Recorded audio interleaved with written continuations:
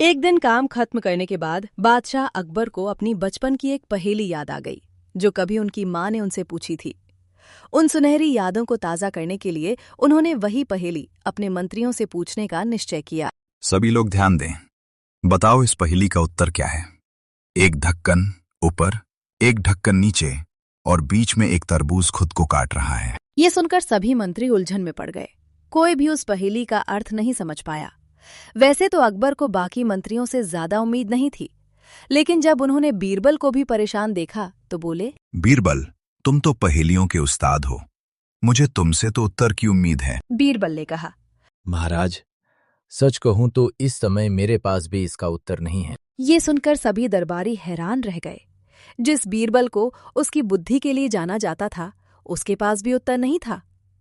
इस मौके का फायदा उठाते हुए चतुर मंत्री बोला, देखा महाराज, आप बीरबल को बेवजह महत्व देते हैं।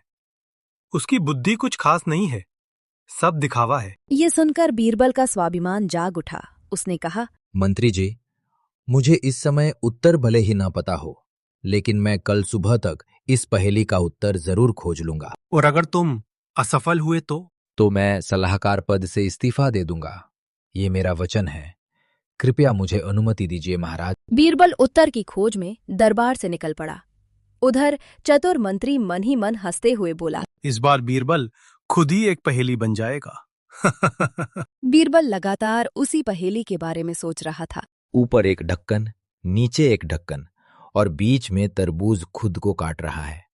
इसका क्या मतलब हो सकता है? सोचते सोचते उसे पता ही नहीं चला कि वो पास ही के एक गांव में पहुंच गया है। उसे बहुत भूख लगी थी। इस समय मुझे यहाँ खाना कहाँ मिलेगा? उसने चारों ओर देखा और उसे एक घर दिखा और उस घर के पास एक छोटी लड़की को खाना बनाते देखा। बीरबल उसके पास गया और बोला, नमस्ते बेटी, मैं बीरबल हूँ। तुम्हारा नाम क्या है और तुम क्या बना रही हो? मेरा नाम लीला है और जैसे कि आप देख सकते हो, मैं माँ को जला रही हूँ और बेटी को पका रही हूँ। क्या माँ को जला रही हो और बेटी को पका रही हो? ये क्या मतलब हुआ? बीरबल और भी उलझ गया। खैर छोड़ो, तुम ये बताओ तुम्हारे पिता कहाँ हैं? वे तो मिट्टी में मिट्टी मिलाने गए हैं। क्या मिट्टी में मिट्टी मिलाने गए हैं? एक तो भूख के कारण मेरा दिमाग पहले ही काम नहीं कर रहा और महाराज की पहेली सुलझी नहीं और अब ये नई नई पहेलियां बना रही है। खैर, इसके पिताजी नहीं होंगे, माताजी के बारे में पूछ लेता हूँ। और तुम्हारी माँ क्या कर रही है? वो 1 का 2 कर रही है। क्या 1 का 2 कर रही है? बीरबल सिर पकड़कर बैठ गया। थोड़ी देर बाद लीला के माता पिता आ गए। बीरबल ने उन्हें अपना परिचय दिया। लीला की माता पिता बीरबल को घर के अंदर लेके गए और बीरबल के लिए भोजन तैयार किया। खाना खाने के बाद बीरबल का मन शांत हुआ। उसने लीला से कहा, बेटी, तुम तो पहेलियों में बहुत निपुण लगती हो।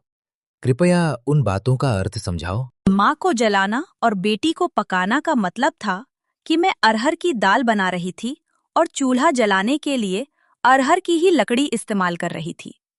इसलिए कहा कि माँ को जला रही हूँ और बेटी को पका रही हूँ। बीरबल हंस पड़ा। अच्छा, और पिता मिट्टी में मिट्टी मिलाने गए और माँ 1 का 2 कर रही है, इसका क्या मतलब था? मेरे पिता किसी के अंतिम संस्कार में गए थे। इंसान मिट्टी से बना है, इसलिए मिट्टी में मिट्टी मिलाना कहा। और मेरी माँ दाई का काम करती हैं। वे बच्चे के जन्म के लिए गई थीं, जहाँ 1 से 2 हो जाते हैं, इसलिए कहा कि 1 का 2 करने गई हैं। ये सुनकर सभी हंस पड़े। तभी बीरबल के मन में विचार आया कि क्यों ना इस लड़की को बादशाह की पहेली के लिए दरबार में ले जाया जाए। उसने लीला से पूछा, महाराज ने मुझसे एक पहेली पूछी थी, पर मुझे उस पहेली का हल नहीं मिला। तो क्या तुम मेरे साथ महाराज अकबर के दरबार में चलोगी? क्योंकि तुम पहेलियों में बहुत निपुण लगती हो, तुम्हें उस पहेली का हल जरूर आता होगा। लीला के माता पिता ने उसे बादशाह के दरबार में ले जाने की अनुमति दे दी। अगली सुबह बीरबल लीला के साथ दरबार पहुंचा। उसे देखकर चतुर मंत्री बोला, क्या बात है बीरबल, इस्तीफे के साथ साथ अपना बदली भी ले आए हो। अब ये बच्ची तुम्हारी जगह काम करेगी क्या? इस्तीफे की बात तो बाद में होगी, लेकिन मेरे पास पहेली का उत्तर है। महाराज, कृपया आप इस बच्ची से एक बार वो पहले फिर से पूछ सकते हैं जो आपने हमसे पूछी थी। ऊपर एक ढक्कन, नीचे एक ढक्कन और बीच में तरबूज खुद को काट रहा है, इसका अर्थ क्या है? ये तो बहुत आसान है। ऊपर का ढक्कन आकाश है, नीचे का ढक्कन पृथ्वी है और बीच का तरबूज मनुष्य है। और मनुष्य खुद को काट रहा है, यानी मनुष्य अपने कर्मों से अपने ही विनाश का कारण बन रहा है। बहुत सुंदर उत्तर। लीला, तुमने बड़ी सहजता से पहेली सुलझा दी। चतुर मंत्री बोला। ये न्याय नहीं है बादशाह। उत्तर तो लड़की ने दिया है, बीरबल ने नहीं। इसलिए बीरबल को इस्तीफा देना चाहिए। बीरबल मुस्कुराया और बोला, मंत्री जी, शायद आपने मेरी बात ध्यान से नहीं सुनी। मैंने ये नहीं कहा था कि मैं उत्तर दूंगा, मैंने कहा था कि मैं उत्तर खोज लाऊंगा।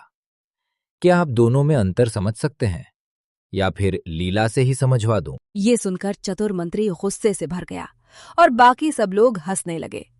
और इस कहानी से हमें ये सीख मिलती है कि अगर हमें उत्तर अपने भीतर ना मिले तो उसे बाहर खोजने में कोई बुराई नहीं है। अकबर बीरबल के सवाल जवाब। एक दिन बादशाह अकबर, बीरबल और चालाक मंत्री सत्य और झूठ के विषय में चर्चा कर रहे थे। तभी बादशाह ने दोनों से पूछा, मेरे बुद्धिमान मंत्रियों, इन बातों को एक तरफ रखो और मुझे बताओ, सत्य और झूठ में क्या अंतर है? बिना समय गवाए चालाक मंत्री बोला, सत्य तो सत्य होता है और झूठ झूठ। सत्य की नींव मजबूत होती है और झूठ की कोई नींव नहीं होती। मंत्री का उत्तर सुनकर बादशाह चुप रहे और बीरबल के उत्तर की प्रतीक्षा करने लगे। थोड़ा सोचकर बीरबल बोला, जहांपना, सत्य और झूठ में वही अंतर होता है जो अंतर कान और आंख में होता है। वो कैसे बीरबल? जहांपना, जो बातें हम सुनते हैं उन पर हमेशा विश्वास करना कठिन होता है, लेकिन जो हम अपनी आंखों से देखते हैं उन पर हम विश्वास कर लेते हैं। बादशाह को बीरबल का उत्तर बहुत पसंद आया। हंसते हुए उन्होंने चालाक मंत्री से कहा, अब समझ में आया कि मैं तुम्हारी बातों पर विश्वास क्यों नहीं करता। एक शांत दोपहर, सभी मंत्री दरबार में एकत्र थे। तभी बादशाह ने बीरबल से पूछा, बीरबल, मेरे सामने सबसे बुद्धिमान व्यक्ति को लेकर आओ। बीरबल अपनी जगह खड़ा हुआ और गर्दन झुककर बोला, जैसा आदेश जहांपना। और वो दरबार से चला गया। कुछ देर बाद बीरबल एक चरवाहे को साथ लेकर लौटा।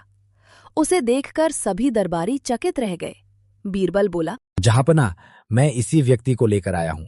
ये बहुत बुद्धिमान है, आप इसकी परीक्षा ले सकते हैं। सभी दरबारी हंसने लगे, लेकिन बादशाह ने बीरबल पर विश्वास किया और उस व्यक्ति से प्रश्न पूछने लगे, पर वो बेचारा सिर झुकाए चुपचाप खड़ा रहा।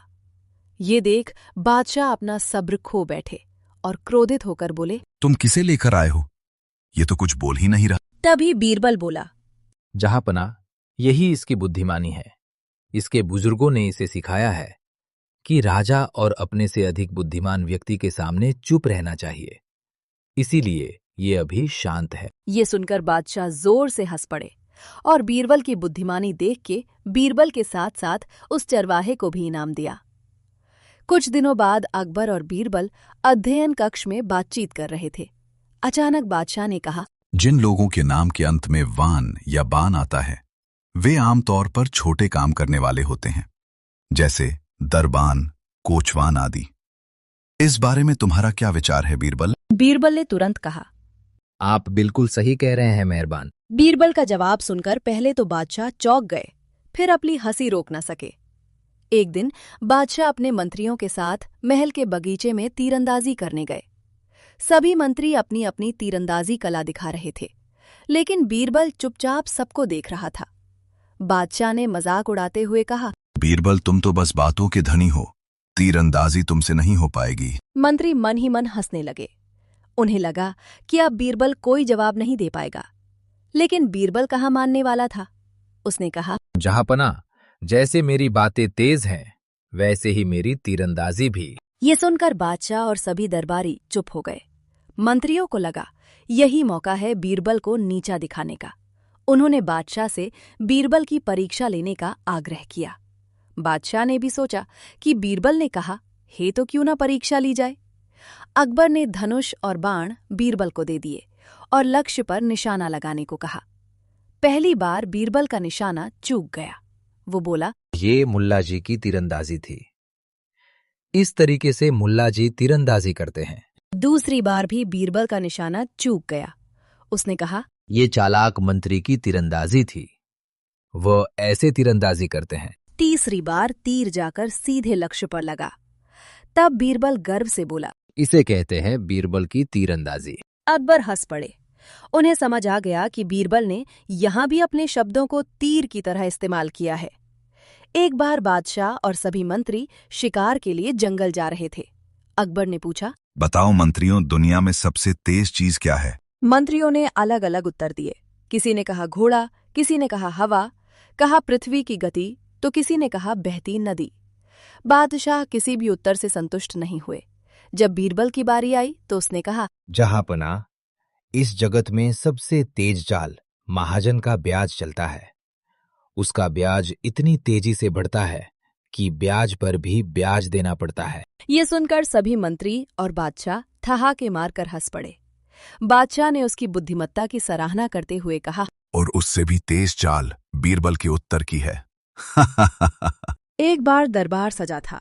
तभी एक घमंडी अंग्रेज दरबार में आया और राजा के सामने अकड़ कर खड़ा हो गया। उसे देखकर सभी लोग हैरान रह गए। तभी चालाक मंत्री उठे और बोले, क्या इन अंग्रेज लोगों को नहीं पता कि राजा के सामने झुककर सलाम किया जाता है?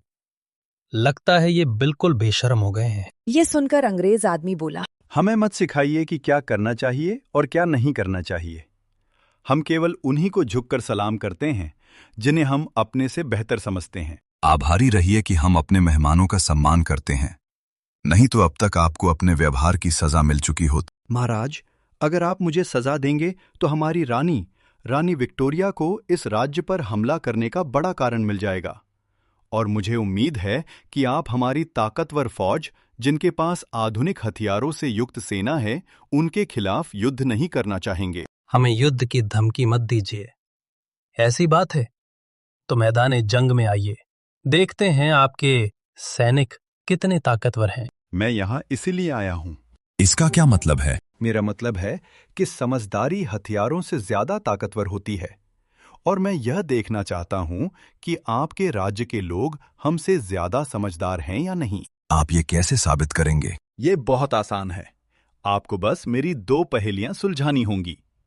अगर आप पहेलियां सुलझा लेते हैं तो रानी विक्टोरिया खुद आकर आपकी प्रतिभा को सलाम करेंगी। लेकिन अगर आप पहेलियां नहीं सुलझा पाए तो आपको हर महीने 3 गुना लगान हमें देना होगा। ये सुनकर पूरे राज्य में हड़कंप मच गया और राजा सोच में पड़ गए। तो बताइए, क्या आप यह चुनौती स्वीकार करते हैं? तभी वहां बैठे बीरबल उठे और बोले, हम ये चुनौती स्वीकार करते हैं। बीरबल, तुम ये क्या कह रहे हो? हमें इन अंग्रेजों की बात क्यों सुननी चाहिए? क्या हम उनसे डरते हैं? ये डरने की बात नहीं है चालाक मंत्री, ये आत्मसम्मान की बात है।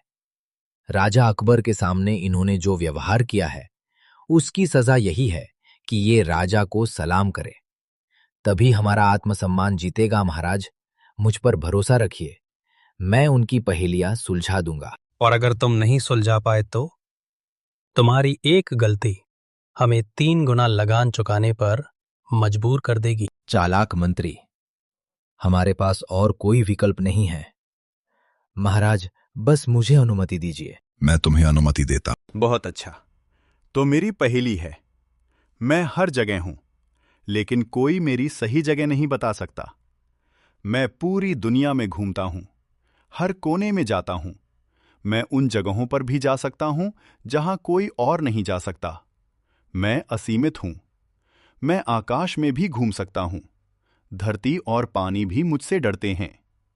अगर मैं चाहूं तो पेड़ों को जड़ से उखाड़ सकता हूं।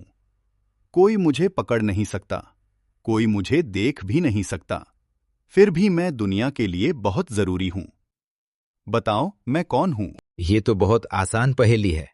इसका उत्तर है हवा, जो हर जगह होती है, आंधी तूफान में तबाही मचाती है, फिर भी दुनिया के लिए दवा के समान है। बहुत बढ़िया। बीरबल का तुरंत जवाब सुनकर अंग्रेज आदमी समझ गया कि अब उसे पहेली और कठिन बनानी होगी। उसने कहा, ठीक है, अब बताओ, मेरा राज सभी जगह है। मेरी गति मेरे दोस्त की तरह तेज है। मेरे बिना कोई भी जीवित प्राणी जीवित नहीं रह सकता। मैं एक डिब्बे में बंद हूं। बताओ, मैं कौन हूं? इस बार बीरबल भी अटक गए और अंग्रेज आदमी खुश हो गया। राजा अकबर और दरबारियों को लगा कि अब उन्हें 3 गुना लगान देना पड़ेगा। तभी चालाक मंत्री बोला, देखा महाराज, मैंने पहले ही कहा था, ये बीरबल एक दिन पूरे राज्य को मुसीबत में डाल देगा। इसका खाली दिमाग हमें शर्मिंदा कर रहा है, बुद्धिहीन। चालाक मंत्री की बातें सुनकर बीरबल के चेहरे पर मुस्कान आ गई, जिसे देखकर अंग्रेज आदमी चौंक गया। चालाक मंत्री, वाह, आपने क्या कहा? प्रिय अतिथि, आपकी पहेली का उत्तर है दिमाग, मस्तिष्क, जो हमारी खोपड़ी के डिब्बे में बंद होता है और जिसकी काम करने की गति लगभग सभी में समान होती है, और उसी वजह से यहाँ कोई और राज करता है। ये सुनकर अंग्रेज आदमी पहले हैरान हुआ और फिर मुस्कुराते हुए बोला, यह उत्तर सही है महाराज। मैं आपको और आपके राज्य के लोगों को सलाम करता हूँ। ये देखकर सभी लोग ताली बजाने लगे और इस तरह राज्य पर आने वाली अंग्रेजों की समस्या टल गई। तो आज हमने ये सीखा कि ताकत से ज्यादा समझदारी जरूरी होती है। एक सवाल ऐसा भी, एक प्यारी सुबह दरबार हंसी से गुंज रहा था। तब उस वक्त एक अनजान आदमी वहां आ पहुंचा और बादशाह अकबर से बोला, आज दरबार में बीरबल के बिना इतनी रौनक छाई हुई है। उसे देख बादशाह अकबर चौंक गए और पूछा, आपकी तारीफ, और तुम बिना इजाजत के हमारे दरबार में कैसे घुस गए? ये क्या महाराज, आप भूल गए? हमने तो आपको हमारे आने का समाचार पहले ही दे दिया था। मैं पड़ोसी राज्य का मुख्यमंत्री मुखिया सिंह हूँ। उसे पड़ोसी राज्य नहीं, हमारा दुश्मन राज्य कहो। हमने सुना है आपके राजा हमसे शांति चाहते हैं, इसलिए हमने आपको आने की अनुमति दे दी। कहो, क्या संदेश है तुम्हारे राजा का? जी बिल्कुल, मैं शांति का प्रस्ताव तो लाया हूँ, पर हमारे महान राजा की एक शर्त है। ये सुन दरबार के बाकी मंत्री क्रोधित हो गए और आपस में खुसफुसाने लगे। वो तुरंत बोला, दरअसल आपके दरबारी के बुद्धिमानी के चर्चे किसी से छुपे नहीं हैं, हमारे राज्य से भी नहीं। ये सुन चालाक मंत्री के मन में खुशी की लहर दौड़ पड़ी और वो तुरंत बोल पड़ा, अरे वाह, मेरी अकल के चर्चे पड़ोसी देश तक पहुंच गए। तुम सच में इतने बुद्धू थे या अभी दरबार में आने से पहले कहीं गिर गए थे? क्या मतलब? बचपन से ही होशियार हूं मैं, सब मैं अव्वल आता हूं। देख नहीं रहे, पड़ोसी देश तक पहुंच गए मेरे चर्चे। अगर तुम इतने ही अक्लमंद होते तो ये बात समझ जाते। हम तुम्हारी नहीं, बीरबल की बात कर रहे हैं। क्या?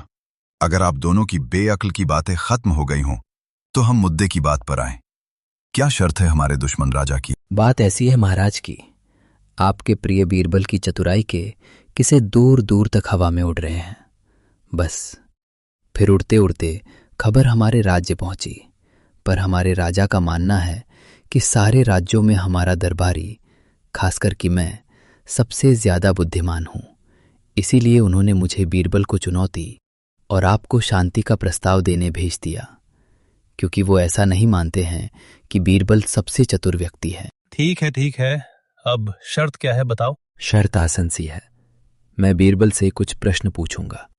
अगर वो उसका जवाब देते हैं तो हम आपके राज्य पर कभी हमला नहीं करेंगे, और अगर वे इस चुनौती को पार नहीं कर पाए तो फिर आपको अपने हथियार डाल देने होंगे और अपनी हार माननी पड़ेगी। अकबर ये सुनते ही काफी सोच विचार में पड़ गए। वे जानते थे कि जंग से जान माल का बहुत नुकसान होता है और वैसे भी पड़ोसी राज्य काफी ताकतवर था। उनसे जंग न मोल और लेना ही सबसे बड़ी अक्लमंदी होगी। तो फिर उन्होंने कहा, हमें तुम्हारी चुनौती मंजूर है, बीरबल को पेश किया जाए। ये सुनते ही दरबारी चौंक गए और दुश्मन मुख्यमंत्री मन ही मन हंसने लगा। सिपाही जब बीरबल के घर पहुंचे तब बीरबल नहा रहे थे। सिपाही बीरबल की बीबी से कहते हैं, बीरबल को कितना समय लग सकता है? बात ऐसी है कि उन्हें बादशाह ने दरबार में हाजिर करने का आदेश दिया है। लो कर लो बात। बादशाह अकबर का आदेश आया, लेकिन ये अभी तक नहा के बाहर भी नहीं आए हैं। मैं तो तक गई हूं इनके आलसी बर्ताव के कारण। क्या करूं कहिए आप ही। चाय भी मुझे 4 बार गर्म करनी पड़ती है, पर ये बाहर आते ही नहीं जल्दी। आप या तो दरवाजा तोड़ के इन्हें बाहर निकालिए या बादशाह अकबर से कहिए कि इन्हें और 3 घंटे लग जाएंगे तैयार होने में। बीरबल की बीबी की बात सुनकर सिपाही चौंक गए। वे निराश होकर उल्टे पांव जा ही रहे थे कि तभी पीछे से बीरबल ने उन्हें आवाज दी, रुको, मेरी धर्मपत्नी की बातों में मत आओ। उनकी तो आदत ही है चीजों को बड़ा चढ़ाकर कहना। मैं तैयार होने में 3 घंटे कभी नहीं लगाता। मेरे लिए बस 2.5 घंटे काफी होते हैं। अब चलो। दरबार पहुंचते ही बीरबल देखते हैं कि वहां का माहौल काफी गर्म था और कोई अनजान इंसान वहां खड़ा है। वे आदर से बादशाह को पूछते हैं, महाराज, मुझे इतनी जल्दबाजी में बुलाने की कोई खास वजह? बादशाह अकबर बीरबल को सारी बात समझा देते हैं। जैसे सुन बीरबल भी पसीना पसीना हो जाते हैं। आखिरकार ये राज्य के भविष्य का सवाल था, जिसकी तबाही या खुशहाली बीरबल की बुद्धि पर निर्भर थी। बीरबल, मैं तुम्हारी बुद्धिमत्ता पर भरोसा करता हूँ। तुम जरूर जंग होने से रोक सकते हो, जिससे बहुत सी जान बच जाएगी। दरअसल बादशाह अकबर, मुझे नहीं लगता बीरबल इस चुनौती के लायक है। जलील होने से अच्छा है हम जंग में कूद जाएं। नहीं, हम बीरबल को अच्छी तरीके से जानते हैं।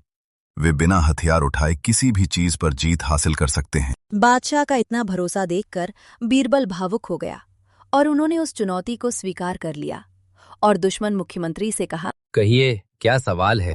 पहले तो आप ये बताइए कि आपको एक कठिन सवाल का जवाब देना है या 100 आसान सवालों के जवाब देने हैं। इस पर बीरबल ने एक क्षण विचार किया और बोले, मैं एक कठिन सवाल का जवाब देना चाहूंगा। ये क्या बेवकूफी है बीरबल? तुम हमारी नाक कटवा कर मानोगे? इस पर बीरबल ने मजाकिया अंदाज में जवाब देते हुए कहा, वो दरअसल मैंने अपने धर्मपत्नी को शाम को बाजार ले जाने का वादा किया है। 100 सवालों का जवाब देते देते तो रात हो जाएगी। उसके बाद राज्य बचे या ना बचे में तो निश्चित ही नहीं बचूंगा। ये सुन सभी हंस पड़े और दरबार का माहौल थोड़ा ठंडा हो गया। बहुत खूब, तो बताओ, मुर्गी पहले आई या अंडा? ये सुन पूरा दरबार सोच में पड़ गया, लेकिन बीरबल ने तुरंत जवाब देते हुए कहा, जी, मुर्गी पहले आई थी। ये सुन दुश्मन मंत्री ने पूछा, वो कैसे? क्षमा चाहता हूं, पर चुनौती के अनुसार आपने सिर्फ एक सवाल पूछने का वादा किया था, जिसका जवाब मैंने दे दिया, तो आपके अगले सवाल का जवाब मैं नहीं दे पाऊंगा। ये तेज तलवार सा जवाब सुनते ही मुख्यमंत्री का सर शर्म से नीचे झुक गया और सारा दरबार अचंभित हो गया। बीरबल ने एक बार फिर अपनी हाजिर जवाबी के कारण राज्य को एक बड़ी विपदा आने से बचा लिया। बादशाह अकबर फिर से बीरबल पर गर्व करते हुए उनकी वाहवाही करने लगे और मुख्यमंत्री ने भी बीरबल से खुश होकर उनकी प्रशंसा की। तो हमने क्या सीखा?